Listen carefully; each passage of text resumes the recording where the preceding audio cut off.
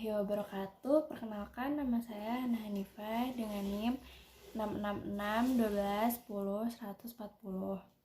Di sini saya ingin menyampaikan terkait poster yang saya buat yang berjudul Pancasila dalam Arus Sejarah Bangsa Indonesia sekitar Proklamasi Kemerdekaan. Pancasila merupakan dasar resmi negara Indonesia sejak tanggal 18 Agustus 1945 yang pada waktu itu Pancasila telah disahkan oleh PPKI, lembaga atau konstituante yang memiliki wewenang dalam merumuskan dan mengesahkan dasar negara Pancasila dan mengesahkan dasar negara Indonesia. Dasar falsafat negara Indonesia yang diberi nama Pancasila secara resmi dirumuskan dalam pembukaan UUD 1945. Oleh karena itu, UUD 1945 disebut sebagai tempat terdapatnya rumusan Pancasila. Secara historis, rumusan Pancasila itu dapat diuraikan menjadi 3 kelompok. Yang pertama, rumusan Pancasila dalam sidang BPUPKI yang merupakan tahap pengusulan sebagai dasar falsafat negara Indonesia.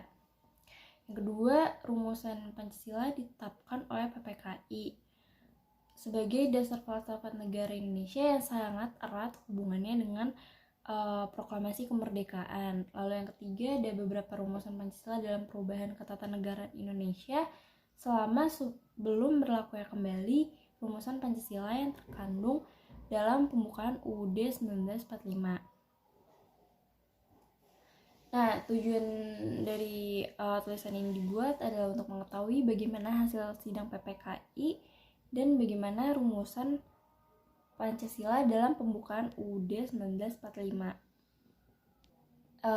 Sidang PPKI pertama dilaksanakan pada tanggal 18 Agustus 1945, dihadiri oleh 27 orang dan menghasilkan putusan yang pertama mengesahkan UUD 1945.